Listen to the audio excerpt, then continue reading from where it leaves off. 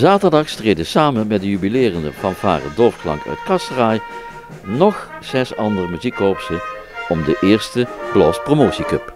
Het voorbereiden van het 40-jarig jubileumfeest was een hele klus. Dat is zeker een hele klus geweest. We hebben namelijk vandaag het gemeentetoernooi de Blas Promotie Cup. En daar zien we eigenlijk al 1,5 jaar geleden mee begonnen. Om de vereniging te vragen of er überhaupt wel interesse in was. En de hele gemeente Venrooy, eigenlijk hebben alle verenigingen heel erg enthousiast gereageerd. Er waren er al een paar zelfs die al wat in de planning hadden, dus die helaas niet mee konden doen. Maar uiteindelijk zien er toch heel veel die meedoen. En dat is wel heel erg fijn en goed, denk ik, ook voor de gemeente Venrooy. Met veel enthousiasme werd er door de fanfares en harmonieën gestreden om de Blas Promotie Cup. Ondanks de gezelligheid zat er wel degelijk een competitie-element in.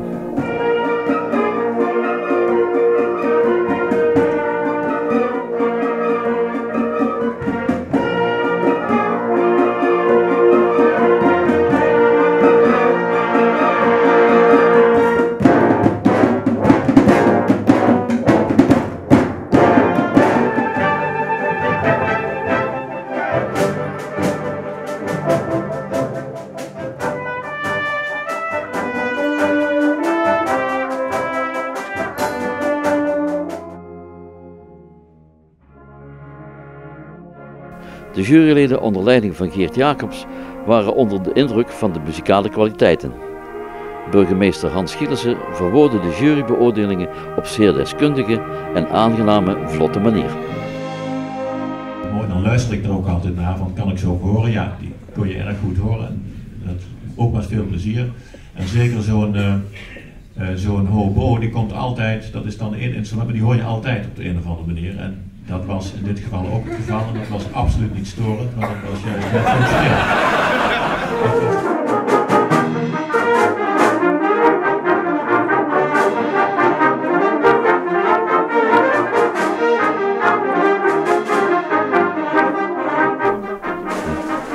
Zondag stond het jubileumconcert op het programma waarbij veel oud-leden van fanfare Dorpsklank weer mee musiceerden.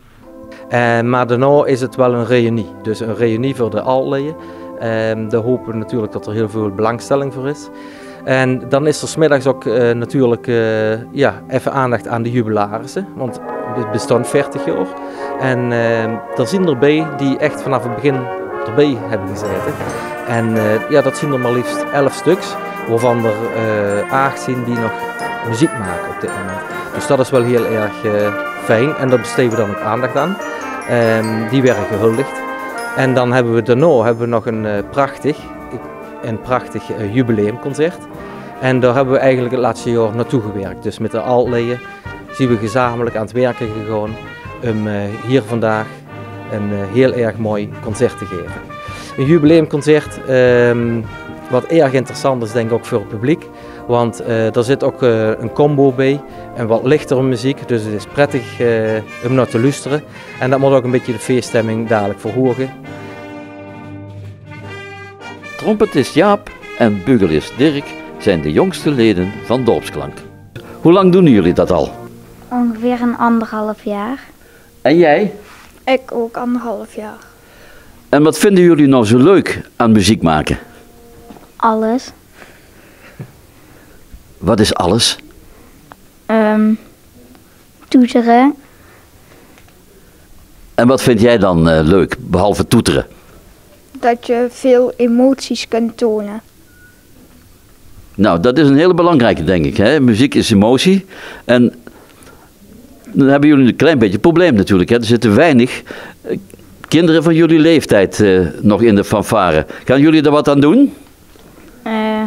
Ja, misschien andere kinderen hier naartoe lokken, zeg maar. Dat ze het ook leuk gaan vinden, toeteren. Wat is nou het leukste muziekstuk wat jullie graag spelen? Moment van Marigone. Omdat er veel verschillende muziekjes, zeg maar, in zitten. En het is niet zoveel rust voor ons, de trompetten. Oh, dus jullie doen eigenlijk liever flink doortoeteren, zeg maar? Ja. Denken jullie dat jullie over 40 jaar ook nog muziek maken in de fanfare of niet? Zo hoop ik. En jij? Ik wel.